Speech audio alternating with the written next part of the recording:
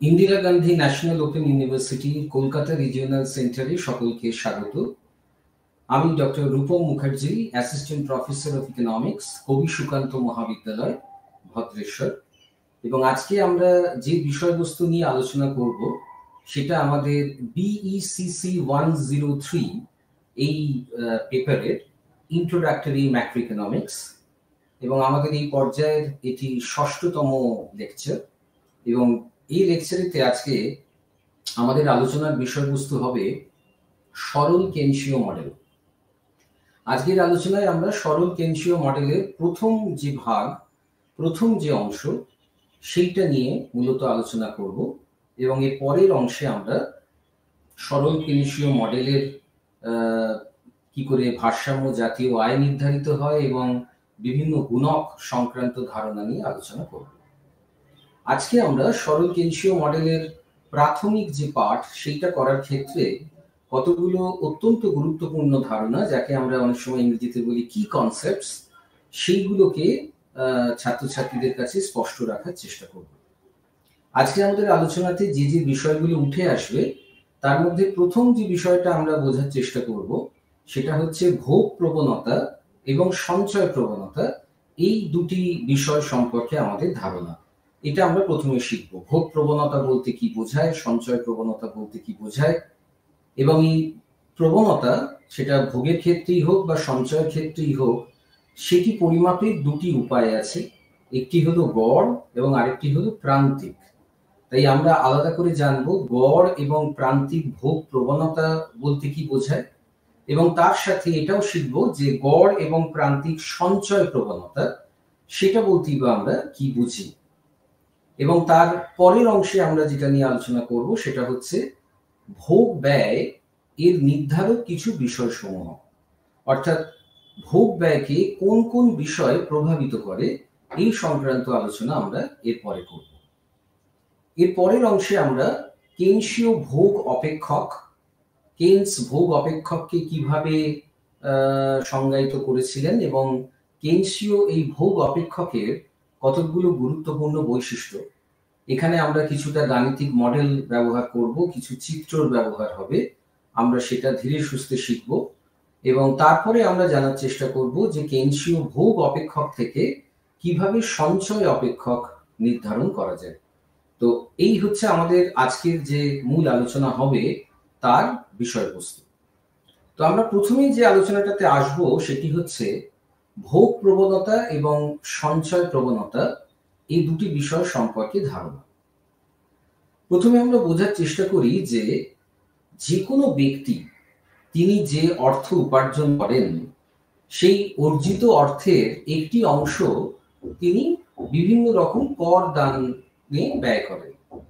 তো এই কর দান হয়ে যাওয়ার পর ব্যক্তির আয়ের যে অংশ ব্যক্তি প্রকৃতপক্ষে খরচ করতে পারেন সেই অংশটিকে আমরা বলি ব্যক্তির খরচযোগ্য আয়। এখন ব্যক্তির হাতে যে খরচযোগ্য আয় থাকে সেই খরচযোগ্য আয়কে তিনি দুইভাবে ব্যবহার করতে পারেন। একটা উপায় হচ্ছে তিনি এই খরচযোগ্য আয়ের একটা অংশ প্রকৃতপক্ষে খরচই করেন ভোগ ব্যয়ে, সেটাকে আমরা ভোগ ব্যয় জনিত খরচ বলি, এবং আরেকটি অংশ তিনি সঞ্চয় করেন। তো এবার আমি যদি ধরে নিই যে কোনো একজন ব্যক্তির খরচযোগ্য আয় তার পরিমাণ হচ্ছে ওয়াই, এবং সেই ওয়াই অংশের মধ্যে তিনি সি পরিমাণ অংশ ভোগ ব্যয়ে খরচ করেন, এবং বাকিটা যেটা পড়ে থাকে অর্থাৎ এস পরিমাণ অর্থ তিনি সঞ্চয় করেন, তাহলে আমরা খুব সহজেই বলতে পারি যে y equals to C plus S. যেমনটি আমরা স্লাইডে দেখাচ্ছি যে y হচ্ছে ব্যক্তির খরচযোগ্য আয়, হয় তিনি এই খরচযোগ্য আয়কে প্রকৃতপক্ষে ভোগ ব্যয় খরচ করবেন অথবা তিনি এই অংশটিকে সঞ্চয় করবেন।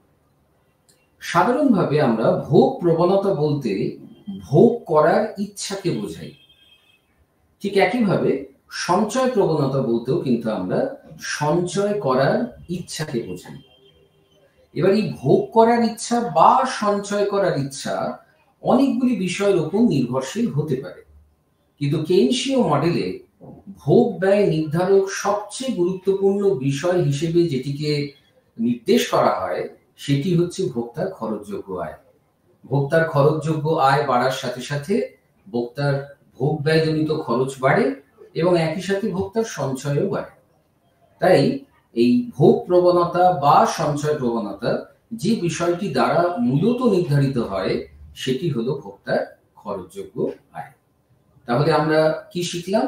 যে কোনো ব্যক্তি তিনি যা অর্থ উপার্জন করেন তার সেই খরচযোগ্য আয়, সে তার একটি অংশ তিনি ভোগ ব্যয় খরচ করেন, অপর অংশ তিনি সঞ্চয় করে রাখেন এবং এই ভোগ বা সঞ্চয় করার তার এই ইচ্ছাটাকেই আমরা ভোগ প্রবণতা বা সঞ্চয় প্রবণতা বলি।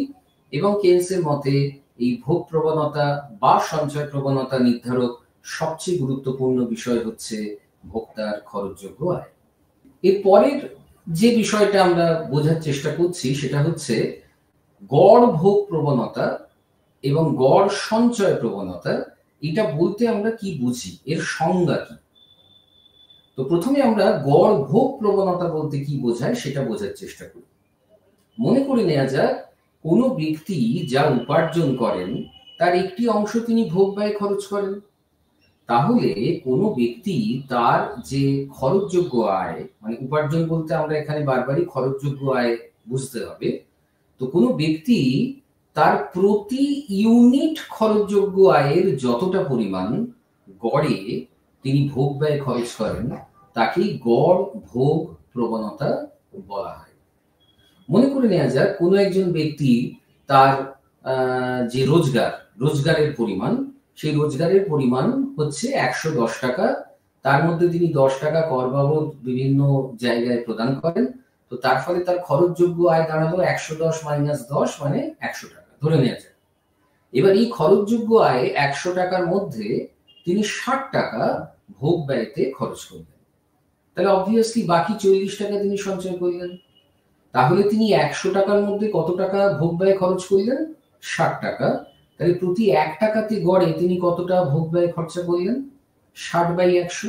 তাহলে এই যে 60/100 মানে 0.6, এটিকেই আমরা বলছি গড় ভোগ প্রবণতা। অর্থাৎ কোনো ব্যক্তি তার প্রতি ইউনিট খরচযোগ্য আয়ের যতটা অংশ তিনি গড়ে ভোগ ব্যয়ে খরচ করেন তাকেই গড় ভোগ প্রবণতা বলা হয়। ঠিক একইভাবে কোনো ব্যক্তি তার প্রতি ইউনিট খরচযোগ্য আয়ের যতটা তিনি গড়ে সঞ্চয় করেন তাকে কিন্তু গড় সঞ্চয় প্রবণতা বলে। আমি এইমাত্র যে উদাহরণটি দিলাম তাতে ওই ব্যক্তির 100 টাকা খরচযোগ্য আয়ে সঞ্চয়ের পরিমাণ কত ছিল? 100 থেকে 60 টাকা ভোগ ব্যয়জনিত খরচ বাদ দিলে পড়ে থাকে 40 টাকা। অর্থাৎ ব্যক্তি 100 টাকার মধ্যে 40 টাকা সঞ্চয় করেন। তাহলে প্রতি 1 টাকায় কত টাকা সঞ্চয় করবেন? 40/100 মানে 0.4। তাহলে এইটিকে আমরা বলবো ওই ব্যক্তির গড় সঞ্চয় প্রবণতা। তাহলে আমরা সকলেই জানি যে y = c+s হয়। আমরা এর আগের স্লাইডেই শিখেছি। অর্থাৎ ব্যক্তির মোট আয় হয় তিনি খরচ করবেন অথবা তিনি সঞ্চয় করবেন। তো এই যে c+s হলো, এই যে সমীকরণটি হলো, আমি স্লাইডে দেখিয়েছি, এই সমীকরণের উভয় পক্ষকে যদি আমরা এখন y দিয়ে ভাগ করে দিই তাহলে বাঁ দিকটা কি হবে? y/y মানে 1 হয়ে যাবে। আর ডান দিকটা কি হবে? c/y plus s/y। তা এই যে c/y, এই c/y কেই আমরা বলি গড় ভোগ প্রবণতা। অর্থাৎ এটাকে আমরা ইংরেজিতে বলি average propensity to consume. Average propensity to consume. তো সেই জন্য এটাকে আমরা শর্ট ফর্মে বলি এপিসি। অর্থাৎ ভোগের পরিমাণ ডিভাইডেড বাই ব্যক্তির খরচযোগ্য আয়, c/y, এটি হচ্ছে এপিসি। আর ঠিক একইভাবে s/y অর্থাৎ সঞ্চয়ের পরিমাণ ডিভাইডেড বাই খরচযোগ্য আয়, এটিকে আমরা বলছি APS, average propensity to save, অর্থাৎ গড় সঞ্চয় প্রবণতা। তাহলে এই পার্টটিতে আমরা কি শিখলাম? যে কোনো ব্যক্তির যে খরচযোগ্য আয় তার প্রতি ইউনিটের যতটা তিনি গড়ে ভোগ ব্যয় খরচ করেন সেটি হলো গড় ভোগ প্রবণতা। আর তার ওই প্রতি ইউনিট খরচযোগ্য আয়ের যতটা অংশ তিনি সঞ্চয় করেন সেটি হলো গড় সঞ্চয় প্রবণতা। আমরা গড় ভোগ প্রবণতাকে c/y বলতে পারি। এখানে c ভোগ ব্যয়ের পরিমাণ, y হচ্ছে খরচযোগ্য আয়। আর গড় সঞ্চয় প্রবণতাকে s/y বলতে পারি, যেখানে s হচ্ছে সঞ্চয়ের পরিমাণ এবং y হচ্ছে খরচযোগ্য আয়। তাহলে আমরা এই উদাহরণ থেকে একটা বিষয় খুব পরিষ্কার দেখতে পাচ্ছি যে এপিসি এবং এপিএস এর যোগফল 0.6 প্লাস 0.4 করলে সবসময় 1ই হয়। অর্থাৎ এপিসি এবং এপিএস এর যোগফল সবসময় 1 হয়।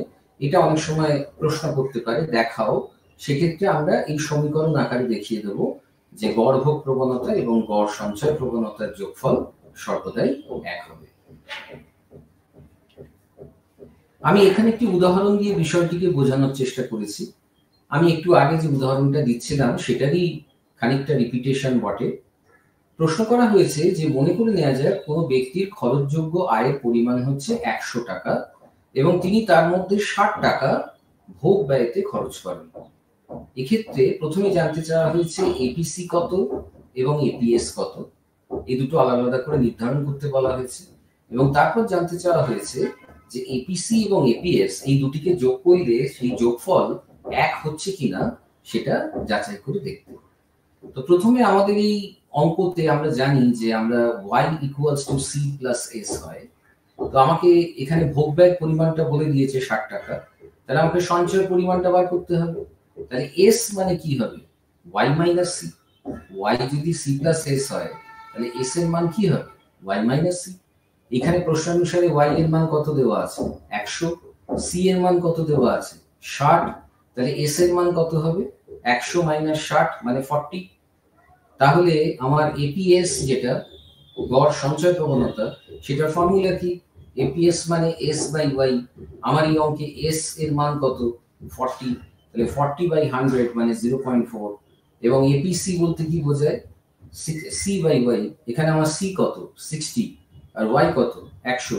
তাহলে এপিসির মান হচ্ছে 60 বাই 100 মানে 0.6। তাহলে এক্ষেত্রে আমরা যেহেতু এপিসির মান 0.6 পেলাম এবং এপিএস এর মান 0.4 পেলাম, এবার যদি আমরা এপিসি এবং এপিএস এই দুটিকে আলাদা আলাদা করে যোগ করে দেখি তাহলে সেই যোগফল আমার কত দাঁড়াবে? 0.6 প্লাস 0.4 এই দুটোকে যোগ করলে আমার উত্তর দাঁড়াবে 1।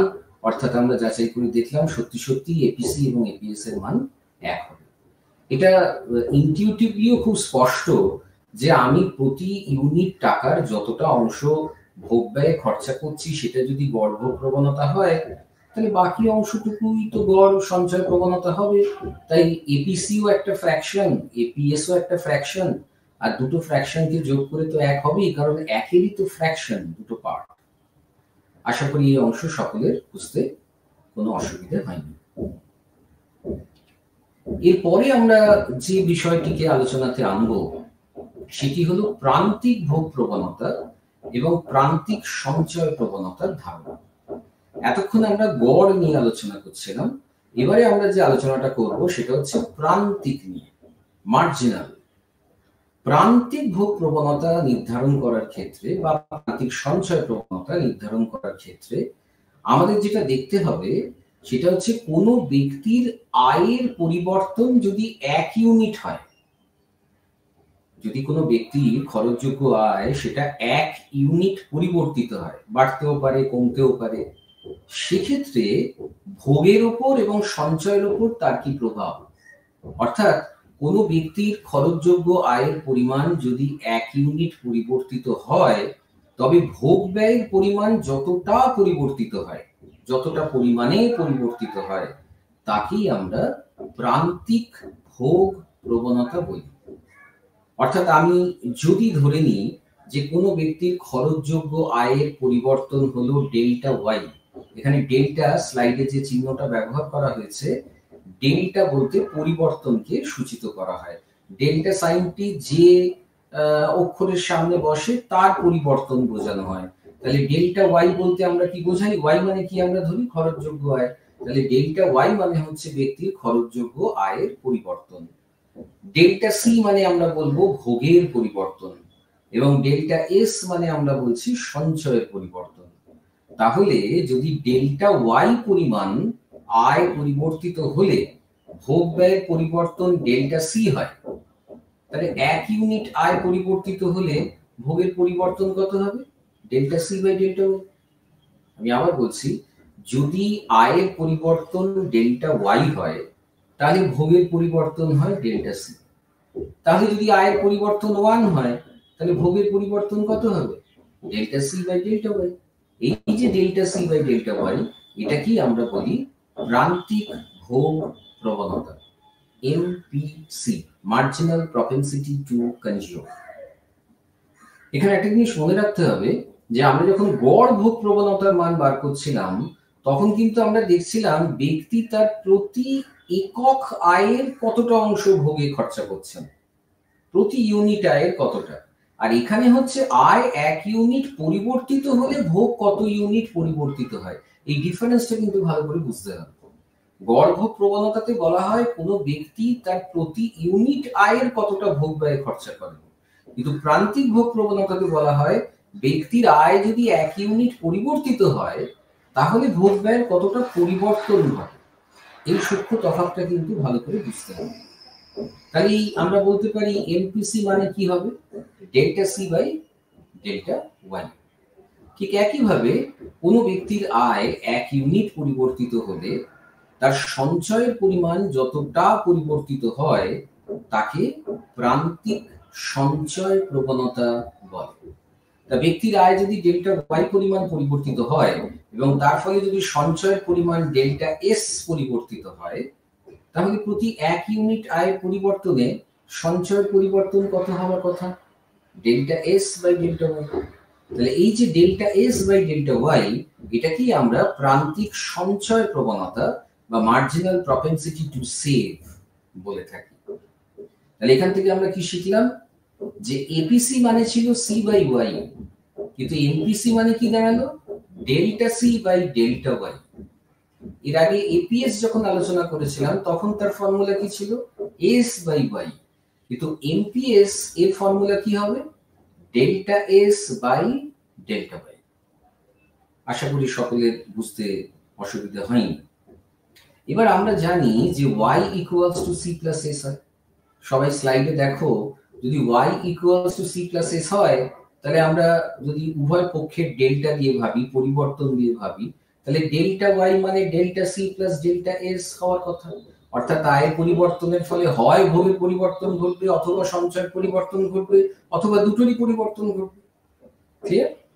এবার যদি আমি উভয় পক্ষকে ডেল্টা ওয়াই দিয়ে ভাগ করে দিই তাহলে বাঁ দিকটা হয়ে যাবে delta Y by delta Y মানে 1, ডান দিকের ফার্স্ট টার্মটা দাঁড়াবে delta C by delta Y, ডান দিকের সেকেন্ড টার্মটা দাঁড়াবে delta S by delta Y.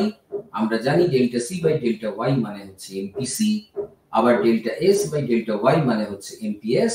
তাহলে আমরা সহজেই বলতে পারি যে MPC plus MPS equals to 1।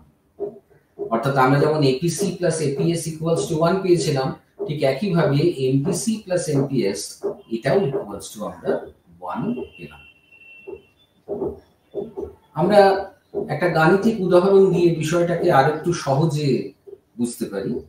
যে ধরে নেওয়া যাক যে কোনো একজন ব্যক্তির খরচযোগ্য আয় আগে ছিল 100 টাকা, সেটা বেড়ে হয়ে গেল 150 টাকা। তাহলে ইনিশিয়াল ইনকাম কত ছিল? 100 টাকা, সেটা বেড়ে হয়ে গেল 150 টাকা। তাহলে আমরা সবাই বুঝতে পারছি আয়ের পরিবর্তন কত হওয়ার কথা। 150 থেকে 100 বাদ দিলে 50 টাকা, তাহলে 50 টাকা আয়ের পরিবর্তন ঘটেছে।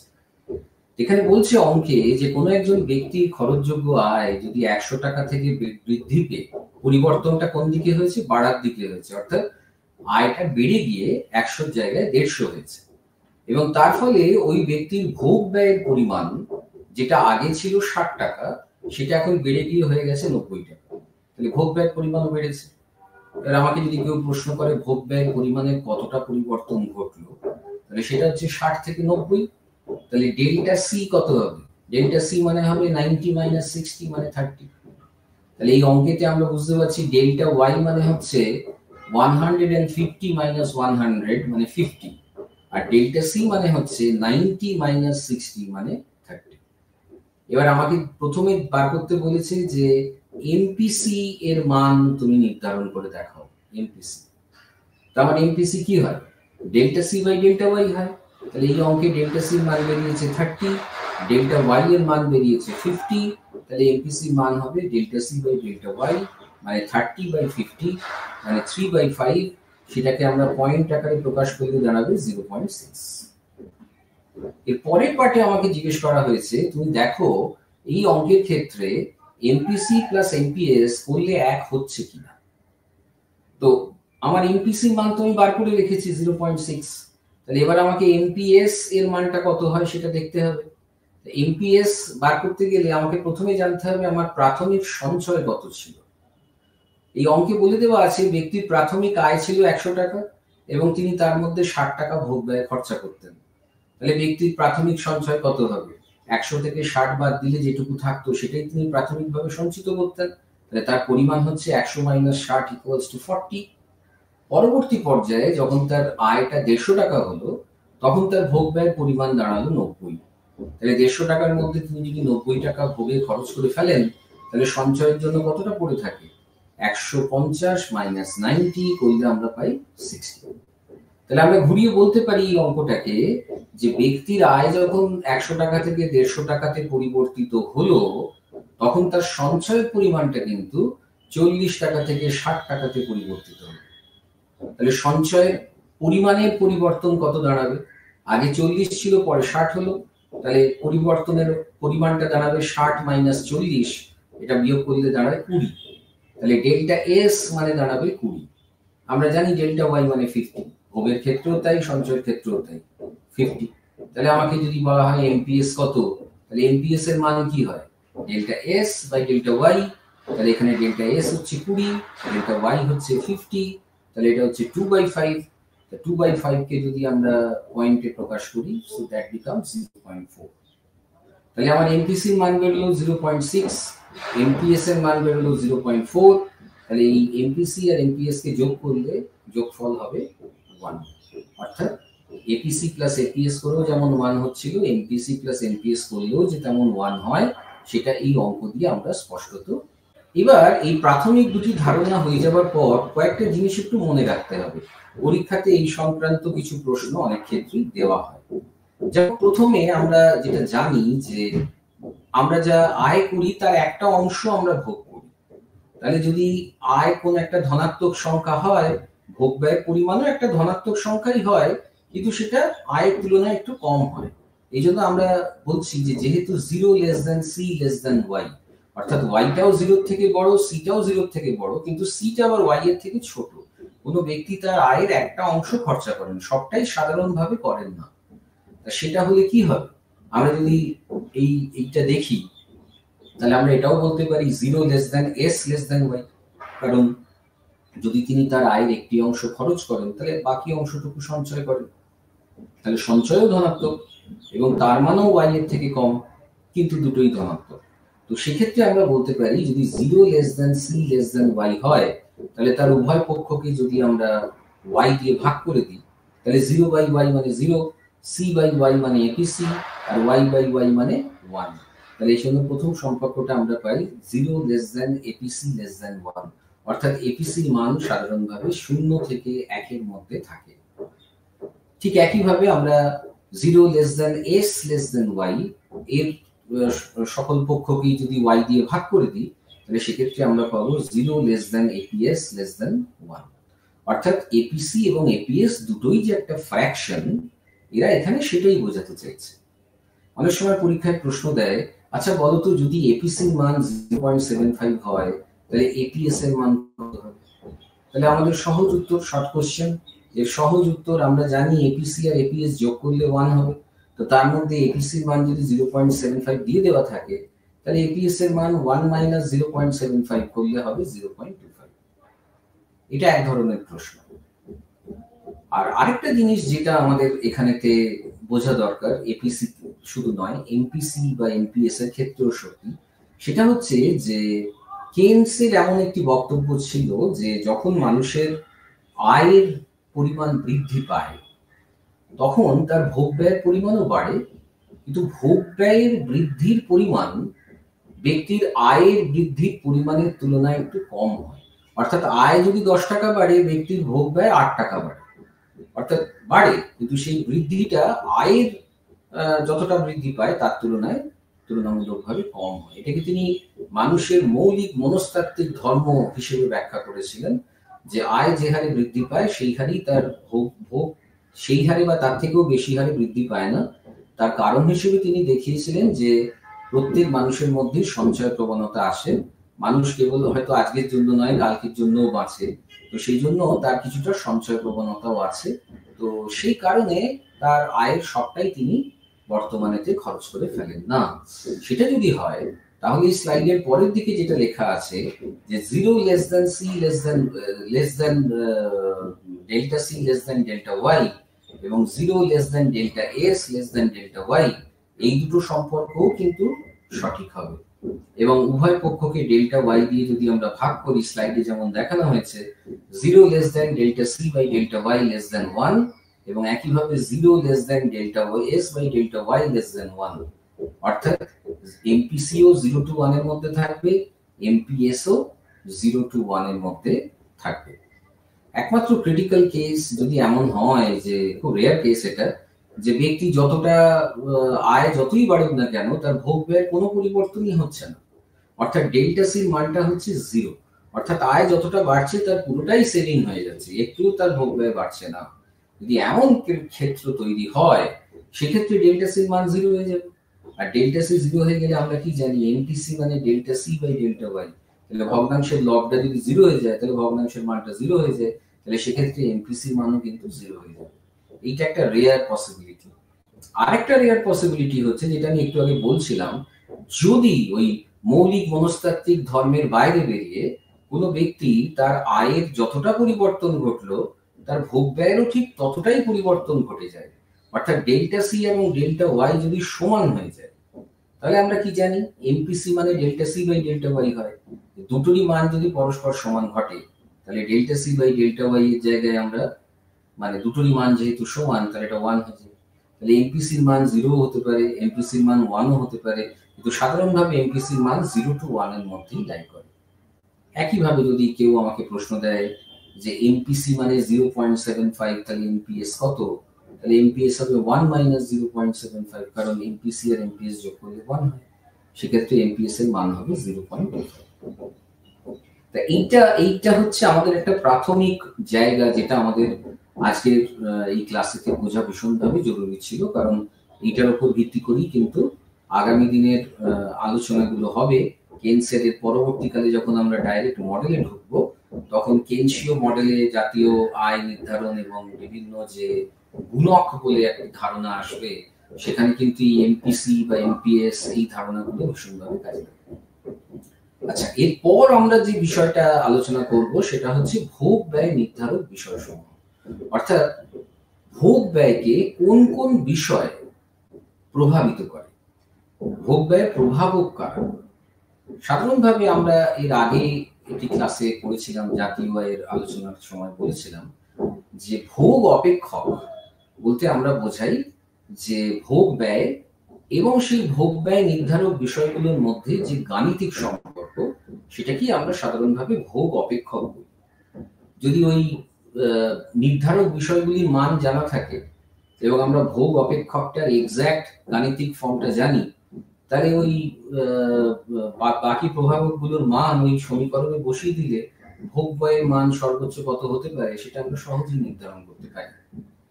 তো এখন এই ভোগ ব্যয় নির্ধারক যে বিষয়, অনেক বিষয় আছে, আমি এখানে মূল বিষয় যেগুলো সেগুলো উল্লেখ করার চেষ্টা করেছি। ভোগ ব্যয় নির্ধারক সবচেয়ে গুরুত্বপূর্ণ বিষয় যেটা কেনসের মতে, সেটা হচ্ছে ভোক্তার আয়। এবার আমি যদি ব্যক্তি হিসেবে বলি, তাহলে ভোক্তার আয়, আমরা যদি একটা জাতীয় অর্থনীতির কথা ভাবি, তাহলে এখানেতে কিন্তু জাতীয় আয়ের কথা বলা হচ্ছে। তো আয় বৃদ্ধির সাথে সাথে ভোগ ব্যয়ের পরিমাণ বাড়ে, তবে কেনসের মতে আয় যতটা বাড়ে ভোগ ব্যয় ঠিক ততটা বাড়ে না। এটা একটা মানুষের মৌলিক মনস্তাত্ত্বিক ধর্ম, কারণ প্রত্যেক মানুষের মধ্যেই কিন্তু সঞ্চয় প্রবণতা আছে। এই আলোচনায় আমি ঢুকছি না, যেহেতু সিলেবাসে খুব ডিটেলে নেই, যে এই আয় বলতে আমরা কোন ধরনের আয়কে বোঝাচ্ছি। অ্যাবসলিউট যে ইনকাম আমার হাতে আছে সেই আয়কে কি বলি, এটা কেনস বলেছেন, নাকি আমরা বলতে চাইছি পার্মানেন্ট ইনকামের কথা। পার্মানেন্ট ইনকাম বলতে আমি বোঝাতে চাইছি যে কোনো ব্যক্তি যে আয় করেন, সেই আয়ের একটি অংশ তার পার্মানেন্ট ইনকাম, আরেকটি অংশ তিনি হয়তো কোনো উইনফল গেম থেকে পান, এটাকে ট্রানজিটরি ইনকাম বলে। যেমন আমি লটারি কেটে কিছু পয়সা হঠাৎ করে পেলাম, আমাকে কেউ কোনো অর্থ হঠাৎ করে দান করলো, আমার হঠাৎ পকেটমারি হয়ে গিয়ে কিছু টাকা চলে গেল। তো এরকম একটা পার্ট আয়ের থাকে যেটা ট্রানজিটারি, দ্যাট মে ফ্লাকচুয়েট, আর একটা পার্ট থাকে that is based on some permanent income. তো আমরা যখন কোনো ভোগ ব্যয়ের ক্ষেত্রে যাই, তো সেখানেতে কিছু অর্থনীতিবিদ তাদের মতে, মানে ফ্রিডম্যান মূলত, তো সেরকম ধরনের কিছু অর্থনীতিবিদদের মতে যে ব্যক্তির এখানে ভোগ ব্যয়ের পরিমাণ, তার আয় বললে কথাটা একটু ভেগ হয়ে যাচ্ছে, তুমি বলো যে ব্যক্তির পার্মানেন্ট ইনকামের উপর নির্ভরশীল। আবার একদল অর্থনীতিবিদ আছেন, অ্যান্ডো মডিগ্লিয়ানি, এদের বক্তব্য হচ্ছে যে কোনো ব্যক্তি তার সারা জীবন ধরেই হয়তো একটা নিরবিচ্ছিন্ন ভোগের স্ট্যান্ডার্ড মেনটেন করেন, কিন্তু জীবনের প্রথম দিকে যখন তার চাকরি নেই তার আয় সেভাবে হয় না, আবার পরের দিকে তিনি যখন রিটায়ার করে যান তখনও তার আয় সেভাবে থাকে না, কিন্তু মাঝের বয়সটাতে যখন তিনি চাকরিরত থাকেন তখন তার আয় ভোগের থেকে অনেক বেশি থাকে। তাহলে এই মাঝের বয়সটাতে তার একটু সঞ্চয়ের ব্যাপার থাকে, আর প্রথম দিকে যখন তার কেরিয়ার শুরু হয়নি বা শেষের দিকে যখন তিনি রিটায়ার করে গেছেন তখন ওই সঞ্চয় ভেঙে তার এই খাওয়াটা হয়, মানে দুটো পিরিয়ড। অর্থাৎ কিছু জায়গাতে আমরা অসঞ্চয় অসঞ্চয় এবং মাঝের পাটটায় সঞ্চয়, কিন্তু তার ভোগের ধরনটা সারা জীবন ধরে যদি অবিচ্ছিন্ন রাখতে হয়, তাহলে আমাকে বলতে হবে যে কোনো ব্যক্তির ভোগ ব্যয়ের পরিমাণ শুধু আয় বললে ভুল হবে, তার লাইফ টাইম ইনকামের উপর নির্ভরশীল। ঠিক আছে? তো এরকম আয়ের অনেক ভেরিয়েন্টের কথা আলোচনায় আনা যেতে পারে, তবে আমি সেই মানে সেই জায়গাতে ঢুকছি না, তার কারণ সিলেবাসে খুব ডিটেল করা নেই। তবে এখানে আমরা আলোচনা শুরুর জন্য ধরে নেব ভোগ ব্যয়ের পরিমাণ আয়ের উপর নির্ভরশীল, এবং আয় বৃদ্ধি পেলে ভোগ ব্যয়ের পরিমাণ বাড়ে। তবে কেন্সের মৌলিক মনস্তাত্ত্বিক ধর্ম অনুসারে আয় যতটা বৃদ্ধি পায় ভোগ ব্যয়ের পরিমাণ ততটা বৃদ্ধি পায় না, এই কারণেই এমটিসির মান 1-এর থেকে ছোট। দ্বিতীয় যে গুরুত্বপূর্ণ বিষয় সেটা হচ্ছে সঞ্চয়ের ওপর সুদের হার। এই পার্টিকুলার বিষয়টি সব থেকে গুরুত্বপূর্ণ বলে যারা মেনশন করেছিলেন তারা হচ্ছেন ধ্রুপদী অর্থনীতিবিদ, যারা তাদের মত ছিল মানে ধ্রুপদী অর্থনীতির মডেলে কিন্তু কোনো নির্দিষ্টভাবে ভোগ অপেক্ষক বলে কিছু উল্লেখ নেই। যেটা উল্লেখ করা আছে সেটা হচ্ছে সঞ্চয় অপেক্ষক, এবং এমনটা বলা হয়ে থাকে যে সঞ্চয়ের পরিমাণ বাজারে সঞ্চয়ের উপর সুদের হার কত তার উপর নির্ভরশীল। যদি সুদের হার বেড়ে যায় তাহলে মানুষেরা বেশি বেশি করে সঞ্চয়ে প্রয়াসী হন এবং তার ফলস্বরূপ ভোগ ব্যয়ের পরিমাণ হ্রাস পায়। অর্থাৎ সঞ্চয়ের উপর সুদের হার বাড়লে ভোগ ব্যয়ের পরিমাণ হ্রাস পাবে, অর্থাৎ সঞ্চয়ের উপর সুদের হারের সাথে ভোগ ব্যয়ের পরিমাণের একটা বিপরীতমুখী সম্পর্ক কিন্তু রয়েছে। এরপরের যে বিষয়টি গুরুত্বপূর্ণ বিষয় সেটি হচ্ছে দাম স্তর, অর্থাৎ বাজারে বিভিন্ন দ্রব্য সামগ্রীর সাধারণ দাম স্তর কত। যদি আমরা দেখি যে বাজারেতে বিভিন্ন দ্রব্য সামগ্রীর সাধারণ দাম স্তর বেড়ে গেল, তো বেড়ে গেলে কি হয় যে আমার হাতে ধরে রাখা টাকার ক্রয় ক্ষমতা কমে যায়। তো আমরা বলি যে রিয়েল টার্মস অফ মানে রিয়েল মানি ব্যালেন্স, সেটা কিন্তু ফল করে। হয়তো টাকা আমার আগে 100 টাকা পকেটে ছিল, এখনো 100 টাকাই পকেটে আছে, কিন্তু বাজারে জিনিসপত্রের দাম বেড়ে গেছে বলে আগে আমি 100 টাকা দিয়ে বাজার থেকে যে পরিমাণ দ্রব্য সামগ্রী কিনতে পারতাম, এখন আর আমি ওই 100 টাকার নোট নিয়ে গেলেই কিন্তু সেই পরিমাণ দ্রব্য সামগ্রী কিনতে পাচ্ছি না। তো তার মানে আমার হাতে ধরে রাখা টাকার নমিনাল ভ্যালুটা এক থাকলেও রিয়েল ভ্যালুটা কিন্তু আগের থেকে কমে গেছে। এই জন্য আমরা বলি ইনফ্লেশনের সময় টাকার ক্রয় ক্ষমতা হ্রাস পায় এবং তার ফলে কি হবে, ভোগ ব্যয়ের পরিমাণ কমে যাবে। অন্য ক্ষেত্রে যদি কোনো কারণে দাম স্তর হ্রাস পায় তাহলে লোকের মনে হয় তার রিয়েল মানি ব্যালেন্স বেড়ে গেছে এবং তার ফলে তার ভোগের পরিমাণ বাড়বে। এটাকে অনেক সময় রিয়েল ব্যালেন্স এফেক্ট বলে, পিগু এফেক্ট অনেক সময় বলা হয়। তো এই বিষয়টি হচ্ছে দাম স্তরের প্রভাব। চতুর্থ যে বিষয়টি গুরুত্বপূর্ণ সেটি হচ্ছে সম্পদের পরিমাণ। আমরা অনেক সময় দেখি দুজন ব্যক্তি আছেন, এই দুজন ব্যক্তিরই হয়তো আর্থিক আয় একই রকম, দুজনই হয়তো শহরে আছেন, কিন্তু একজন তার আদি বাড়ি হচ্ছে গ্রামে, সেখানে প্রচুর জমি জমা বা আরো অনেক অন্যান্য সম্পদ আছে, কিন্তু তার এই যে একটা মানে সম্পদের যে প্রভাব, মানে সম্পদের জন্য তার যে ক্রয় ক্ষমতা থাকার একটা যে ক্ষমতা, তো সেইটা কিন্তু তার ভোগ ব্যয়তে অনেক সময়তেই পরিলক্ষিত হবে। তাহলে শুধুমাত্র সে বর্তমান যে কর্মেতে যুক্ত আছেন তা থেকে কি আয় করেন সেটাই নয়, তার কি সম্পদের পরিমাণ আছে সেটাও কিন্তু তার ভোগ ব্যয়কে বিশেষভাবে নির্ধারণ করতে পারে। এরপরে যে বিষয়টি গুরুত্বপূর্ণ সেটা হচ্ছে পরিবার। আমরা যদি পরিবার হিসেবে ভাবি, পারিবারিক ভোগ ব্যয় এভাবে ভাবি, তাহলে পরিবারের ৩টি বিষয় গুরুত্বপূর্ণ হয়। একটা হচ্ছে পরিবারের সদস্য সংখ্যা কত। সাধারণভাবে যে পরিবারের সদস্য সংখ্যা যত বেশি, সেই পরিবারের পারিবারিক ভোগ ব্যয় তত বেশি হওয়ার কথা। কিন্তু শুধু পরিবারের সদস্য সংখ্যাই ফ্যাক্টরটা নয়, অনেক ক্ষেত্রে নির্ভরশীল হয় যে পরিবারের সদস্যদের কজন উপার্জনকারী। যদি দেখা যায় যে কোনো একটি পরিবারে ৪ জন পরিবারের সদস্য সংখ্যা, তার মধ্যে ৩ জনই রোজগেরে অর্থাৎ বিভিন্ন রকম কাজের সাথে যুক্ত, তাহলে সেই পরিবারে কিন্তু ভোগ ব্যয়ের পরিমাণ বেশি হতে পারে। আবার দেখা যেতে পারে যে পরিবারেতে ৭ জন আছেন পরিবারের সদস্য সংখ্যা, কিন্তু মাত্র একজনই উপার্জনকারী, অর্থাৎ সেখানেতে ডিপেন্ডেন্সি বার্ডেন অনেক বেশি, সেখানে কিন্তু ভোগ ব্যয়ের পরিমাণ রিলেটিভলি কম। যে ব্যক্তি পুরো সংসারটিকে চালাচ্ছেন তার উপর বার্ডেন খুব বেশি। তো পরিবারে কজন উপার্জনকারী ব্যক্তি আছেন সেটাও কিন্তু ভোগ ব্যয় নির্ধারক একটি গুরুত্বপূর্ণ বিষয়। তৃতীয় যে বিষয়টি পরিবারের ক্ষেত্রে গুরুত্বপূর্ণ হয়ে ওঠে সেটা হচ্ছে বয়স কাঠামো। অর্থাৎ পরিবারে যে সদস্য সংখ্যা আছে কেবল তার সংখ্যা নয়, কেবল তাদের মধ্যে কজন উপার্জনকারী বা কজন নন শুধু সেটাই নয়, পরিবারের সদস্য সংখ্যাদের মধ্যে বয়স কেমন। অর্থাৎ জোয়ান বয়সী লোকেদের সংখ্যা যত পরিবারে বেশি হবে, সেই পরিবারে কিন্তু ভোগ ব্যয়ের পরিমাণ তত বেশি হবে। অপেক্ষাকৃত বার্ধক্যকালীন যারা বা শিশু যারা, এই পরিমাণটা যদি পরিবারের সদস্য সংখ্যাতে বেশি হয়, সেই পরিবারের ভোগ ব্যয়জনিত খরচ রিলেটিভলি কম হওয়ার কথা। এরপরের যে বিষয় গুরুত্বপূর্ণ সেটা হচ্ছে মনস্তাত্ত্বিক বিষয়। আমরা জানি যে ভোগ ব্যয় নির্ধারণের ক্ষেত্রে অনেক সময় আমরা মানুষের মনস্তাত্ত্বিক দিক খুব গুরুত্বপূর্ণ হয়ে ওঠে। অনেকে তুলনামূলকভাবে মিতব্যয়ী হন, তারা ভীষণ আয় বুঝে ব্যয় করেন, সেক্ষেত্রে ভোগ ব্যয় খুব নিয়ন্ত্রিত হয়। আবার অনেক সময় আমরা বলি না যে এই মানুষটি ভীষণ খরচে মানে কি, তার হাতে টাকা থাকে না, অর্থাৎ তার মানসিকতাই হচ্ছে টাকা আসবে সেই টাকা তিনি খরচা করে ফেলেন।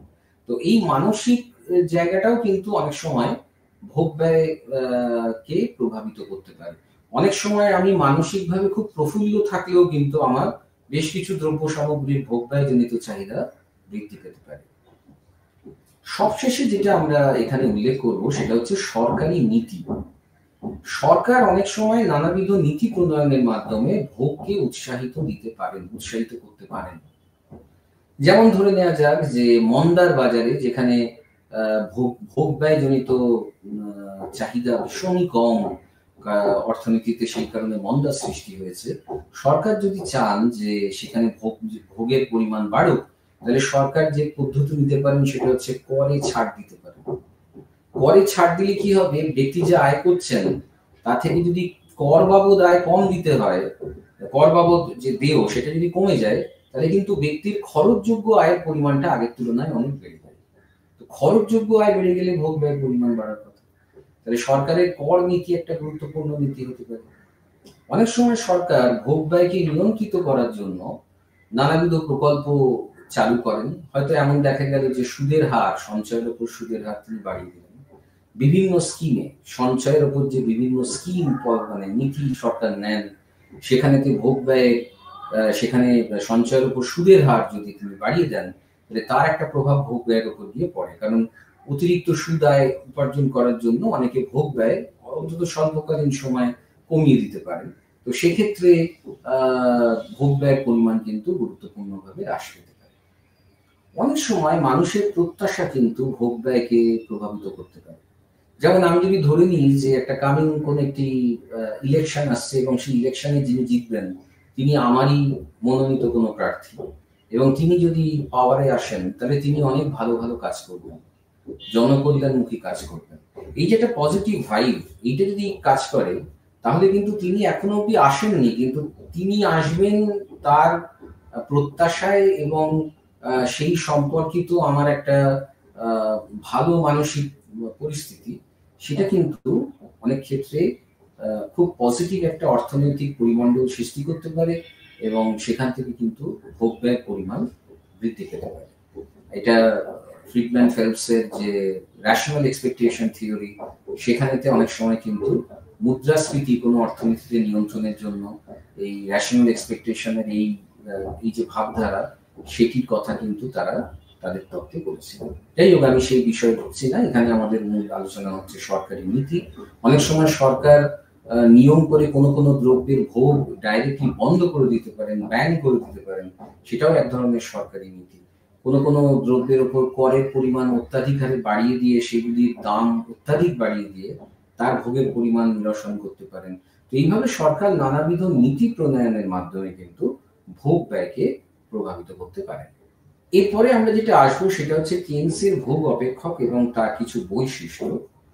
তো কেনসের যে ভোগ অপেক্ষক, সেই কেনসের ভোগ অপেক্ষকটি মূলত আত্মদর্শন এবং কিছু নৈমিত্তিক পর্যবেক্ষণের উপর ভিত্তি করেছিল, মানে introspection and just casual observation. এটার উপর ভিত্তি করেই কিন্তু কেনসের যে তত্ত্ব, সেটা ভোগের যে তত্ত্ব, সেটা কিন্তু খাড়া তিনি করেছিলেন। এবং তার এই ভোগ মানে ব্যয় সংক্রান্ত যে আলোচনা, তাতে বা ভোগ অপেক্ষক সম্পর্কে তার যে বক্তব্য, তাতে তার সর্বপ্রথম অনুমান যেটা ছিল সেটা হচ্ছে যে স্বল্পকালীন সময়, আমরা জানি কেনসের অর্থনীতি স্বল্পকালীন সময়ের অর্থনীতির কথা বলে এবং ধ্রুপদী অর্থনীতি দীর্ঘকালীন অর্থনীতির কথা বলে।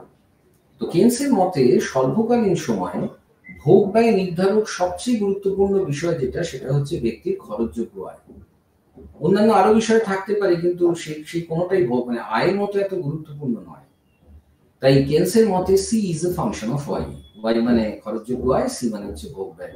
অর্থাৎ ভোগ ব্যয়ের পরিমাণ খরচযোগ্য আয়ের উপর নির্ভরশীল এবং তাদের মধ্যে একটি ধনাত্মক সম্পর্ক রয়েছে। আয় বৃদ্ধি পেলে ভোগ ব্যয়ের পরিমাণ বৃদ্ধি পায়। কেনসের এই যে মত, সেটা ধ্রুপদী অর্থনীতিবিদ যারা, তাদের থেকে কিন্তু অনেকটা ভিন্ন। ধ্রুপদী অর্থনৈতিক তত্ত্ব অনুসারে কোনো নির্দিষ্ট ভোগ অপেক্ষক কিন্তু উল্লেখ করা হয়নি, আমি একটু আগেও সেটা বলেছি। বরং সেখানে সঞ্চয় অপেক্ষকের উল্লেখ রয়েছে। এবং ধ্রুপদী তত্ত্ব মতে সঞ্চয়ের পরিমাণ সুদের হারের উপর নির্ভরশীল। সঞ্চয়ের উপর কি পরিমাণ সুদের হার দেয়া হচ্ছে, যদি সুদের হার বাড়ে তাহলে কিন্তু সঞ্চয় প্রবণতা বেড়ে যায় এবং তার ফলে ভোগ ব্যয়ের পরিমাণ কিন্তু হ্রাস পায়। কিন্তু কেনসের মতে এই যে সুদের হারের প্রভাব ভোগ ব্যয়ের ওপর, এটি স্বল্পকালীন সময়ে এই প্রভাব অত্যন্ত কম, অত্যন্ত গৌণ এবং গুরুত্বহীন। সেই জন্য তার মতে ভোগ ব্যয় নির্ধারক সবচেয়ে গুরুত্বপূর্ণ বিষয় হচ্ছে আয়, খরচযোগ্য আয়। এটি গেল প্রথম অনুমান। কেনসের ভোগ অপেক্ষকের যেটি দ্বিতীয় অনুমান ছিল, সেই অনুমানটি হচ্ছে যে এই খরচযোগ্য আয়ের পরিমাণ যত বৃদ্ধি পায়, আয় যত বাড়ে, ততই কিন্তু গড় ভোগ প্রবণতা এপিসি এর পরিমাণ ক্রমশ হ্রাস পায়। আমরা পরে দেখাবো প্রমাণ করে কেন সেটি হয়। তবে তার অনুমান ছিল যে যত আয় বৃদ্ধি পাবে তত গড় ভোগ প্রবণতা এর পরিমাণটা কিন্তু ক্রমশ কমতে থাকবে। অর্থাৎ তিনি যেটা বলতে চেয়েছিলেন যে উচ্চ আয়ের যারা ধনী লোক যারা, তারা কিন্তু স্বল্প আয়ের যারা লোক, তাদের তুলনায় কিন্তু অধিক পরিমাণে সঞ্চয় করে। ঠিক আছে, এবার এই যে অনুমানটা যে আয় বৃদ্ধির সাথে এপিসির মান ক্রমশ হ্রাস পাবে, এই যে অনুমানটা কেনসের, এই অনুমানটি কেনস দেওয়ার পর তার মানে সেটি সঠিক কিনা সেইটা নিয়ে বিভিন্ন রকম যাচাই শুরু হয়। এবং এই অনুমানটি দেখা গেছে যে পরিবার ভিত্তিক যে সমস্ত সমীক্ষা এবং স্বল্পকালীন রাশি তথ্যের ক্ষেত্রে তার কিন্তু এই যে বক্তব্য, সেটা সম্পূর্ণ সমর্থনযোগ্য। অর্থাৎ আয় বাড়লে এপিসির পরিমাণ হ্রাস পায়। কিন্তু পরবর্তী সময়ে সাইমন কুজনেটস বলে একজন অর্থনীতিবিদ 1869 সাল থেকে 1938 সাল পর্যন্ত একটা দীর্ঘ সময় তিনি মার্কিন অর্থনীতির যে ভোগ ব্যয়ের পরিমাণ এবং আয়ের যে পরিমাণ, তাদের এই যে দীর্ঘকালীন একটি রাশি তথ্য সংগ্রহ করেন। অর্থাৎ আয়ের পরিমাণ এই বছরে এত ছিল, ভোগ ব্যয় এত ছিল, এই বছরে আয় এত ছিল, ভোগ ব্যয় এত ছিল। এভাবে তিনি একটা দীর্ঘ সময় 1869 থেকে 1938 সাল পর্যন্ত তথ্য সংগ্রহ করেন এবং সেই তথ্য সংগ্রহ করে তিনি এপিসির মান বার করেন সি/ওয়াই প্রতিটি বছরের ক্ষেত্রে। সেখানে ইন্টারেস্টিংলি দেখা গেছে, রিমার্কেবলি এই রেশিওটা কিন্তু মোটের উপর স্থির, অর্থাৎ এপিসি ধ্রুবক। অর্থাৎ দীর্ঘকালীন রাশি তথ্যের ক্ষেত্রে এপিসির মান ওয়াই এর সাথে পরিবর্তিত হয় না, অর্থাৎ এপিসির মান কনস্ট্যান্ট। ওয়াই মানে ওয়াই বৃদ্ধির সাথে সাথে এপিসির মানে তেমন পরিবর্তন ঘটে না। কিন্তু কেনসের যে তত্ত্ব তার মতে কিন্তু ওয়াই বৃদ্ধির সাথে সাথে এপিসির মানের একটা পরিবর্তন ঘটে। এবং এই যে একটা আপাত বিরোধিতা কেনসের এই যে স্বল্পকালীন তত্ত্ব সেখানকার সাথে কুজনেটের যে তত্ত্ব, তার যে এপিসি এবং ওয়াই এর মধ্যে সম্পর্ক নিয়ে, এই তত্ত্বটাকে আমরা অনেক সময় বলি ভোগ ব্যয় সংক্রান্ত ধাঁধা, ইংরেজিতে বলা হয় কনজাম্পশন পাজল। অর্থাৎ কেনসের মতে ওয়াই যত বাড়ে তত এপিসি ফল করে, আর কুজনেটের মতে ওয়াই যত বাড়ে তত এপিসির মান কনস্ট্যান্ট থাকে। অর্থাৎ ওয়াই যদি বাড়ে সি এর মানও ঠিক একই হারে বাড়ে, যাতে সি বাই ওয়াই রেশিওটা কনস্ট্যান্ট। তো এই ডিবেটটাকে আমরা ভোগ ব্যয় সংক্রান্ত ধাঁধা বা কনজাম্পশন পাজল বলে থাকি। কেনসের তৃতীয় যে অনুমান ছিল সেই অনুমানটা হচ্ছে যে প্রান্তিক ভোগ প্রবণতা অর্থাৎ এমপিসি এর মানটা সর্বদাই 0 থেকে 1 এর মধ্যে থাকে। কেন থাকে সেটা বলতে গিয়ে আমি একটু আগেই বলেছি যে কেনসের একটা মত ছিল যে মানুষের মৌলিক মনস্তাত্ত্বিক ধর্ম যে আয় বৃদ্ধি পেলে ভোগ ব্যয়ের পরিমাণ বাড়ে বটে, কিন্তু ভোগ ব্যয়ের বৃদ্ধিটা আয়ের বৃদ্ধির তুলনায় কম হয়। তা আমরা যদি ধরে নিই যে ডেল্টা সি হচ্ছে ভোগ ব্যয়ের পরিবর্তন এবং ডেল্টা ওয়াই হচ্ছে আয়ের পরিবর্তন, তাহলে কেনসের এই মৌলিক মনস্তাত্ত্বিক ধর্ম অনুযায়ী 0 less than delta C less than delta Y হবে। এবং এটাকে যদি আমরা উভয় পক্ষে ডেল্টা ওয়াই দিয়ে ভাগ করি তাহলে কিন্তু 0 less than delta C by delta Y less than 1 হয়, অর্থাৎ এমপিসি 0 to 1 লাই করে। এভাবেই কিন্তু আমরা কেনসের এই ভোগ অপেক্ষকের তৃতীয় বৈশিষ্ট্য যে কেন সত্যি কেনস বলেছিলেন সেটা কিন্তু আমরা এখানে দেখতে পাই।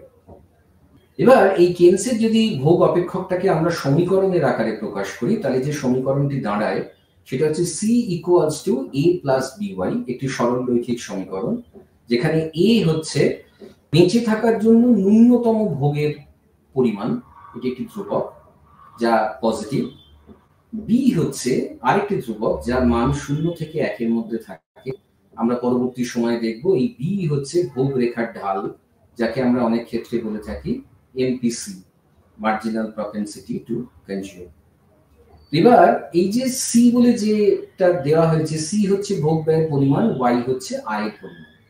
এবার লক্ষ্য করা যাবে এই যে সমীকরণটি, আমার কার্সারটা দেখলে বোঝা যাবে এই সমীকরণে আমরা যদি ওয়াই এর জায়গায় 0 পুট করে দিই তাহলে এই বি ইন্টু ওয়াই টার্মটা ভ্যানিশ করে যায়। তাহলে সি এর মান কি দাঁড়ায়? এ। অর্থাৎ আমরা আয় যদি নাও করি, 0 আয় হয়, তবু মানুষকে বেঁচে থাকার জন্য এ পরিমাণ ভোগ ব্যয় করতে হবে। এই জন্য এ কে বলা হয় বেঁচে থাকার জন্য ন্যূনতম ভোগ ব্যয়ের পরিমাণ। যেহেতু এর মান একটা নির্দিষ্ট পরিমাণ, ধ্রুবক, এর মান কোনো প্রভাব দ্বারা প্রভাবিত হয় না, সেজন্য আমরা এই এ অংশটিকে বলি স্বয়ংভূত ভোগ ব্যয়। স্বয়ংভূত মানে যার মান গিভেন, অটোনমাসলি গিভেন। আর দ্বিতীয় যে অংশটা বি ইন্টু ওয়াই, ভোগ ব্যয়ের যে দ্বিতীয় পার্টটা, এখান থেকে বোঝাই যাচ্ছে যে ওয়াই এর মান যত বাড়বে বি ইন্টু ওয়াই টার্মটার মানও তত পরিবর্তিত হবে। তাহলে এই অংশটাকে আমরা বলি প্রণোদিত ভোগ ব্যয়। প্রণোদিত মানে যেটি কারোর দ্বারা প্রভাবিত হয়। এখানে কার দ্বারা প্রভাবিত হয়? আয়ের দ্বারা প্রভাবিত হয়। তাহলে ভোগ ব্যয় দুটো অংশ, একটা স্বয়ংভূত আর একটি প্রণোদিত।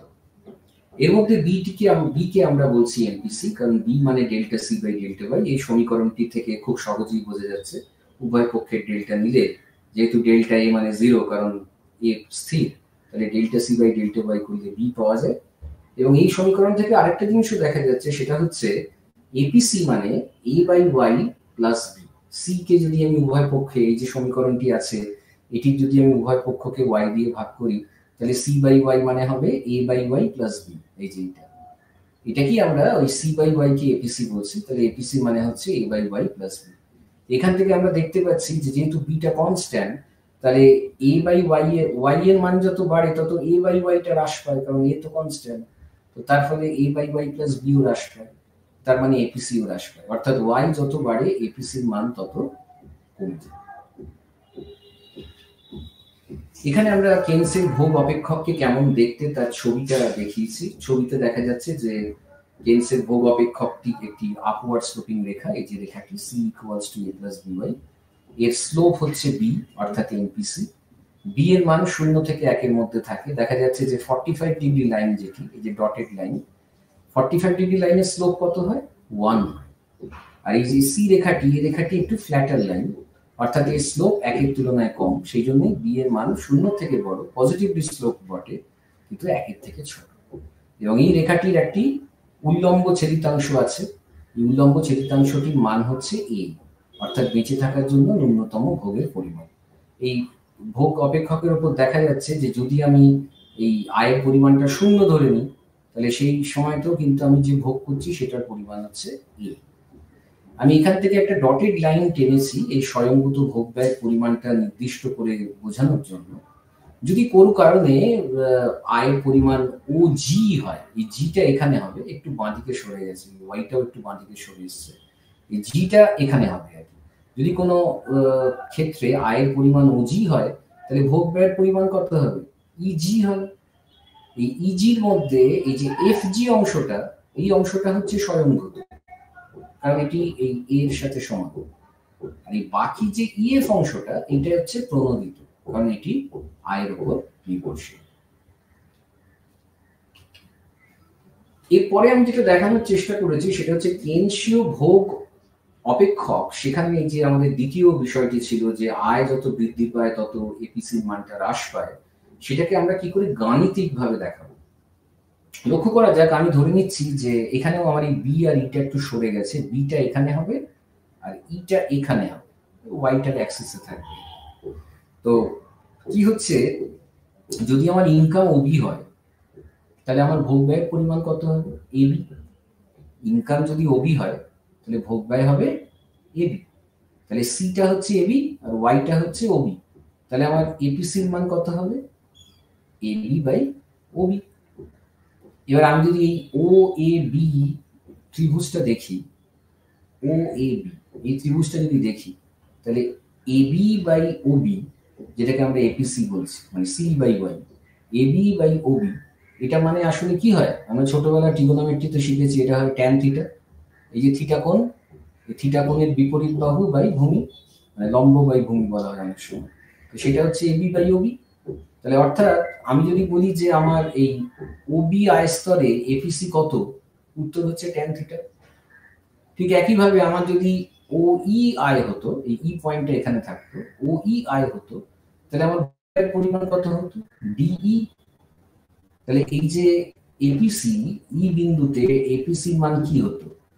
ডিই বাই ওই, আবার সেই লম্ব বাই ভূমি। কিন্তু এক্ষেত্রে ত্রিভুজটা কোনটা? ও ডিই ত্রিভুজ। এক্ষেত্রে যে এই যে কোণটা, এই কোণটাকে যদি আমি ফাই বলি, ফাই কোণ, এই যে ফাই, তাহলে আমরা ই বিন্দুতে ও ই আয় স্তরে এপিসির মান কত হবে? Tan phi. তাহলে আমরা ছবিতে দেখতে পাচ্ছি যে ফাই এর ভ্যালুটা থিটার থেকে ছোট, থিটা বড়, তাহলে ট্যান ফাই এর ভ্যালু ট্যান থিটার থেকে ছোট হবে, কারণ দুটোই ফার্স্ট কোয়াড্রেন্টের অ্যাঙ্গেল। আবার ওই মান ওবির থেকে বড়, তার মানে আমরা বলতে পারি যেহেতু ট্যান থিটা মানে আমরা বলছিলাম এপিসি, আবার ট্যান ফাই মানও এপিসি, তাহলে বি বিন্দুতে এপিসির মান যত, ই বিন্দুতে কিন্তু এপিসির মান তার থেকে কমে যাচ্ছে, যেহেতু ট্যান থিটাটা ট্যান ফাই এর থেকে বড়। তার মানে APC at OB is greater than APC at ওই, অর্থাৎ আয় যত বাড়ে তত এপিসির মান হ্রাস পায়। আমরা এটাকে এইভাবে দেখানোর চেষ্টা করেছি। এরপর আমরা যেটা দেখাতে চাইছি, আমাদের এটার পর আরেকটা স্লাইড আছে, তাহলেই আজকের আলোচনাটি শেষ হবে, যে কেনসের ভোগ অপেক্ষক থেকে আমরা সঞ্চয় অপেক্ষক কি করে বার করব। এখানে আমরা আয়কে, খরচযোগ্য আয়কে ওয়াই ধরে নিয়েছি, ভোগ ব্যয়কে সি ধরে নিয়েছি এবং সঞ্চয়ের পরিমাণকে এস ধরে নিয়েছি। তাহলে আমরা প্রথমে একটি সমীকরণ জানি, ওয়াই মানে সি প্লাস এস হয়। এবারে আমরা কেনসের যে ভোগ অপেক্ষক সেটাই আমরা জানি যে সি মানে এ প্লাস বি ওয়াই হয়, যেখানে এ ধনাত্মক এবং বি যেটা আসলে এমপিসি, সেটির মান 0 to 1 এর মধ্যে থাকে। এই দুটো সমীকরণকে মাথায় নিয়ে আমি সঞ্চয় অপেক্ষক বার করছি। দেখা যাক, এই যে 1 নম্বর সমীকরণ আছে y equals to c plus S, এখান থেকে আমরা এস কে কি লিখতে পারি? y minus C. এবার এই সি এর জায়গায় এই 2 নম্বর সমীকরণে যে সি এর ভ্যালুটা আছে a প্লাস বি ওয়াই, সেটা আমরা বসিয়ে দিচ্ছি। তাহলে আমার এস এর মান কি দাঁড়াচ্ছে? y মাইনাস সি এর জায়গায় a plus B Y, bracket তুলে দিলে y minus a minus B Y. এই মাইনাস a টার্মটাকে আগে রাখছি, আর এই y কমন নিলে যেটা দাঁড়াচ্ছে 1 মাইনাস বি ইন্টু ওয়াই। 1 আর 2 সমীকরণকে কাজে লাগিয়ে এই যে আমার সঞ্চয় অপেক্ষক সেটা তৈরি হয়ে গেল। ভোগ অপেক্ষক আর সঞ্চয় অপেক্ষক যদি আমরা এই দুটোকে তুলনা করি, যে দেখুন এই c equals to a plus by হচ্ছে ভোগ অপেক্ষক, s equals to minus a plus 1 minus by হচ্ছে সঞ্চয় অপেক্ষক।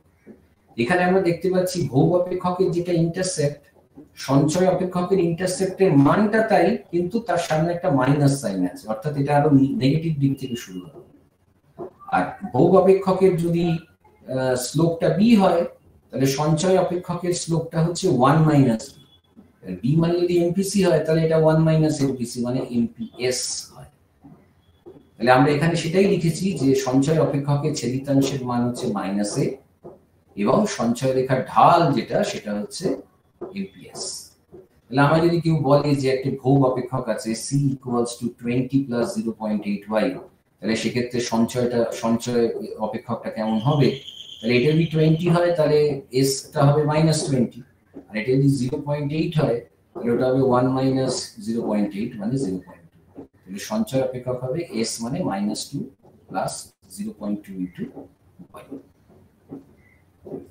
একদম শেষ স্লাইডে আমরা চলে এসেছি, যেখানে আমরা দেখানোর চেষ্টা করছি যে কেলসীয় ভোগ অপেক্ষক থেকে আমরা সঞ্চয় অপেক্ষকটা কি করে দেখাচ্ছি। সঞ্চয় অপেক্ষকটিকে ছবিতে নিচের অংশে লাল কালি দিয়ে দেখানো হয়েছে এবং ভোগ অপেক্ষকটি এবং 45 ডিগ্রি লাইন একই সাথে উপরের পাটে দেখানো হয়েছে। এই যে ডটেড লাইন, এই ডটেড লাইনটা হচ্ছে ওয়াই লাইন, কারণ এটা 45 ডিগ্রি লাইন। 45 ডিগ্রি লাইনের কি সুবিধে, যে 45 ডিগ্রি লাইন থেকে যদি আমি কোনটি পারপেন্ডিকুলার টানি তাহলে এই পারপেন্ডিকুলার ডিসটেন্স আর এই বেসের ডিসটেন্স সবসময় সমান হয়, তার কারণ tan 45 এর মান সবসময় 1 হয়। এই কারণে 45 ডিগ্রি লাইন খুব ভালো একটা মেজারিং রড, যেটা দিয়ে আমরা এই মানে বলতে পারি যে কোন একটা ডিসটেন্স যদি হরাইজন্টালি এতটা হয় তাহলে ভার্টিক্যালি এই যদি এতটা হয়, এই দুটো ডিসটেন্স সবসময় সমান। তো আমরা এই ছবির উপরের অংশেতে c এবং y এর সম্পর্ক মেপেছি একটা ভোগ অপেক্ষক দিয়ে, তার স্লোপ হচ্ছে এমপিসি এবং তার ইন্টারসেক্ট হচ্ছে a, এবং নিচের অংশে আমরা s মাপছি ভার্টিক্যাল অ্যাক্সিসে সেভিং এবং ডিসপোজেবল ইনকাম মানে খরচযোগ্য আয়, এটা হরিজন্টাল অ্যাক্সিসেতে মাপা হচ্ছে। এবার আমি প্রথমে ধরে নিই যে আমার আয়ের পরিমাণ হচ্ছে m, ও m। যদি ও m পরিমাণ আয় হয় তাহলে মনে রাখতে হবে এই y রেখা থেকে আমি জানতে পারবো y এর মান কত, আর c রেখা থেকে আমি জানতে পারবো ভোগের মান কত। এই দুটোর মধ্যে পার্থক্য হবে সঞ্চয়। তাহলে যদি ও m আমার আয় হয় তাহলে আমার আয়টাকে ভার্টিক্যাল দিকে মাপলে সেটা কত হবে em, কারণ ই পয়েন্টটা 45 ডিগ্রি লাইনের উপর অবস্থিত। তাহলে ও m মানেও যা em মানেও তাই। তাহলে আমার আয় ও m সেটাকে ভার্টিক্যাল দিকে বললে হয় em। তো তখন আমার ভোগের পরিমাণ কত? ভোগের পরিমাণ em, এই যে m থেকে টানা c অবধি দাগ টানলে em হয়। তাহলে আয় এবং ভোগ দুটোই সমান, তাহলে আমার সঞ্চয় পরিমাণ কত হবে? 0 হবে। এই জন্য দেখো নিচের অংশে যখন আয় হচ্ছে ও m তখন সঞ্চয় পরিমাণটা হচ্ছে 0।